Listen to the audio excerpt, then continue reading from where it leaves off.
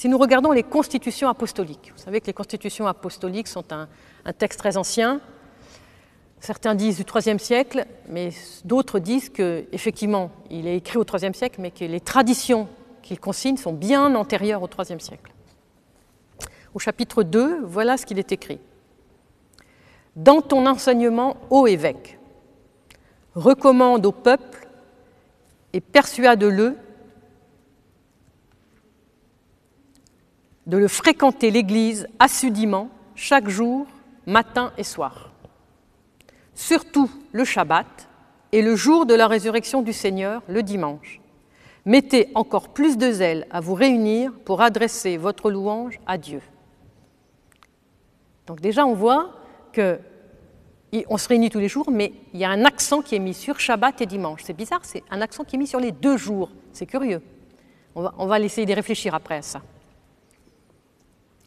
Ce jour-là, donc le dimanche, je continue donc les constitutions apostoliques, nous adressons nos trois prières, en mémoire de celui qui est ressuscité le 3e jour. Nous faisons ce jour-là des lectures des prophètes, la proclamation de l'Évangile, l'offrande du sacrifice et le don de la nourriture sacrée. Voilà. Donc voilà comment ça se passe, et voilà comment cette manière de faire juive passe dans les premières communautés chrétiennes et finalement arrive jusqu'à nous, presque immuable, 2000 ans plus tard.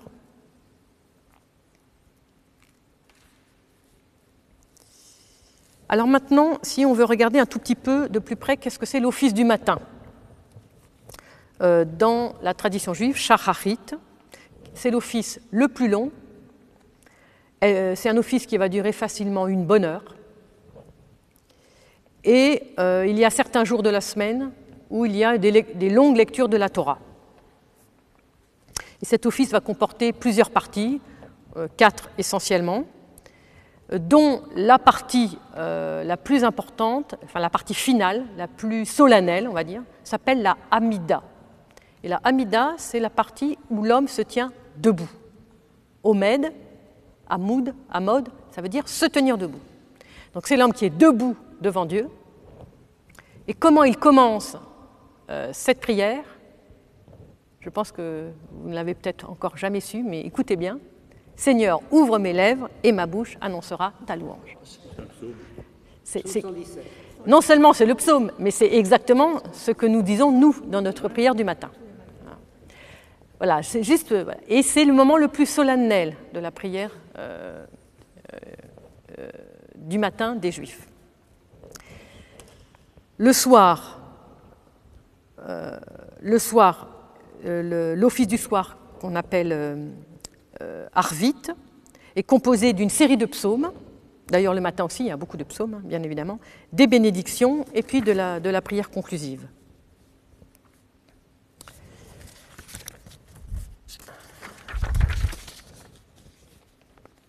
Et en tout cas, le jour de Rosh Chodesh, qu'on appelle le jour du mois, le jour qui ouvre le mois, le premier jour du mois, et dans certaines communautés, pratiquement chaque soir, l'office de Harvit commence par le psaume 103, considéré par la tradition juive comme une sorte de variation poétique sur la création du monde des premiers chapitres de la Genèse.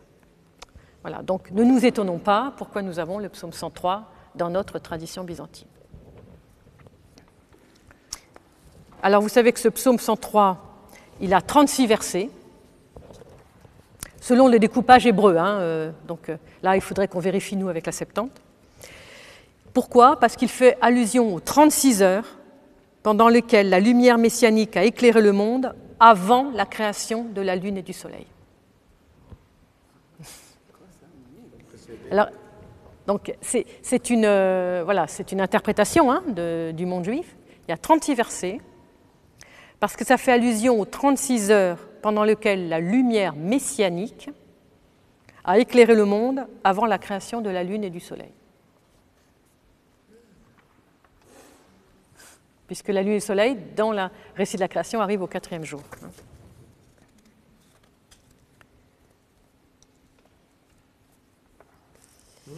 Alors, je vais pas m'appesantir, on pourrait faire aussi une grande réflexion sur qu'est-ce que c'est ce qu'on appelle les brachot. Les brachot en hébreu, c'est les bénédictions. Toute la journée, un juif religieux bénit Dieu. Il boit un verre d'eau, il fait une bracha, il fait une bénédiction. Il voit un arc-en-ciel, il a une bénédiction particulière pour l'arc-en-ciel, etc., etc. Toute la journée, il se lave les mains, il a encore une autre bénédiction. Donc c'est pour montrer que la sanctification du temps, elle est rythmée par des prières précises, mais aussi au long d'une journée, dans des gestes les plus quotidiens, les plus prosaïques. Toujours, on se souvient que Dieu est là et je suis dans l'alliance, je suis relié à lui, et donc je sanctifie ce moment que je passe à me laver les mains, à regarder un arc-en-ciel, etc. Alors maintenant, je voudrais essayer qu'on regarde un petit peu plus près la liturgie familiale. Donc, le premier culte communautaire était celui du temple, et le premier culte qu'on connaît dans la Bible, c'est celui dont Moïse parle, en premier culte communautaire, je dis bien communautaire. Celui qui parle à Pharaon quand il dit « Nous allons aller à 3 jours de marche pour célébrer un culte au désert ». Est-ce qu'on ne s'est jamais posé la question de quoi on parle? De quel culte voulait-il? Qu'est-ce qu'il voulait célébrer au désert? Et donc ce culte, évidemment, est devenu pour nous une évidence que c'est celui de la Pâque, puisque à partir du moment où ils vont au désert célébrer, ils vont célébrer cette traversée du désert, cette traversée de la mer jusqu'à l'arrivée en terre promise. Et si l'on connaissait bien nos textes, on saurait que ce culte de la Pâque, il a 2 rites qui se sont joints, qui se sont mis ensemble, qui est le rite de la matzah, c'est-à-dire du pain azim, et le rite de l'agneau. Donc c'était 2 types de populations qui s'étaient rejoints, ceux qui cultivaient le blé et puis ceux qui étaient des semi-nomades avec les troupeaux. Donc les uns immolaient l'agneau, les autres avaient du pain azim. Et donc ces 2 rites, quand Dieu demande que pendant 7 jours, que d'abord le 14 de Nissan, on immole l'agneau, et puis pendant 7 jours, on mange que des azimes pour avoir du levain nouveau ensuite. Donc tout ça, ce sont des rites qui se sont joints et que la tradition juive a gardé dans la Pâque juive qui se passe pratiquement uniquement dans le rite familial, puisqu'il n'y a plus de temple.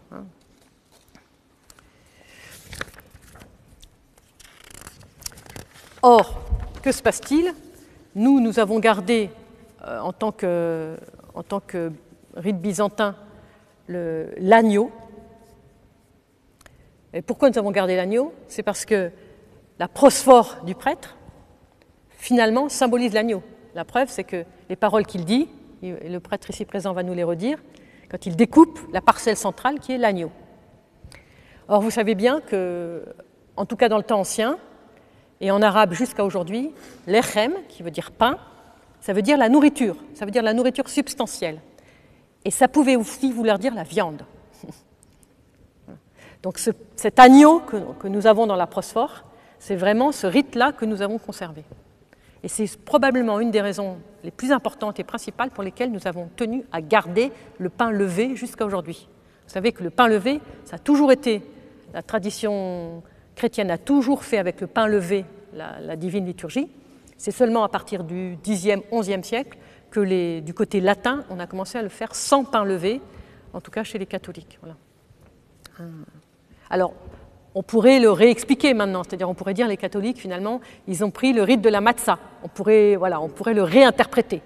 Pourquoi pas? Et ça peut être aussi une façon, plutôt que de fustiger en disant ils n'ont pas gardé la tradition, de dire, ben voilà, on a gardé ensemble les 2 aspects, celui du pain azim et puis celui de l'agneau. Voilà, on peut aussi le voir comme ça. Et je pense que c'est bien de l'interpréter comme ça on est ensemble. Je pense que c'est quand même important. Quand on découpe l'agneau, puisque tu as fait allusion, le prêtre il dit, comme une brebis, il a été mené à l'immolation, et comme un agneau sans tache, il n'a pas ouvert la bouche, muet devant celui qui le tue. Voilà. Donc Isaïe. Alors, je n'évoque pas la manne parce que je ne peux pas tout dire, que j'ai déjà beaucoup de choses à dire. Mais la manne, elle tombe pour la première fois au chapitre 16 du livre de l'Exode. La manne est une sorte de préfiguration on pourrait dire, de la façon dont le peuple va prendre conscience comment Dieu s'occupe de lui. Ils sont dans le désert, ils n'ont rien, ils murmurent, ils rechignent, et ils disent à Moïse, tu nous as fait mourir dans le désert, regarde, il valait mieux aller dans les marmites, là, on pleure les marmites et les oignons, et d'ailleurs si vous lisez bien le texte, ils disent nous étions tellement heureux à être à côté des marmites et des oignons, c'est-à-dire qu'ils ne les mangeaient pas, ils étaient juste à côté. Voilà. Bon. Quand vous lisez bien le texte, c'est absolument extraordinaire, enfin, c'est très intéressant. Bon. Ça, c'est une parenthèse. C'est pour dire qu'on est toujours là en train de regretter ce que, soi-disant, on a manqué, puis en fait, on manquait beaucoup plus avant que ce qu'on avait maintenant. Mais bon, ça, c'est l'homme qui est toujours mécontent et insatisfait de sa situation présente. Mais la manne, en fait, qu'est-ce qu'elle veut expliquer ? Surtout dans ce chapitre 16, vous pouvez le relire du livre de l'Exode, elle veut expliquer que Dieu montre qu'est-ce que c'est le Shabbat. Bon, on va en parler du Shabbat un peu là maintenant, je ne voudrais pas être trop long.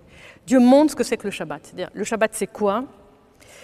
C'est le jour où Dieu donne la manne, et le jour du Shabbat, le Dieu donne 2 fois la manne, la double portion, parce que le jour du Shabbat, la manne ne tombe pas. Non mais vous imaginez. Donc on est en plein...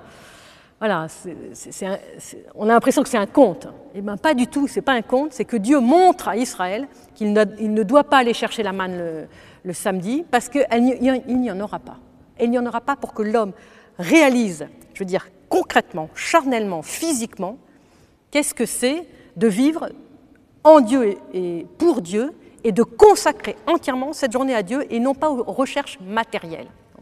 Donc la manne, ça nous fait un peu dévier du sujet, mais c'est juste pour dire que ça concerne davantage cette conscience de Dieu qui intervient et qui montre concrètement à l'homme qu'est-ce que c'est de ne pas s'affairer à chercher du matériel le jour qui doit être entièrement spirituel. Voilà, tout simplement. Donc c'est simplement ça.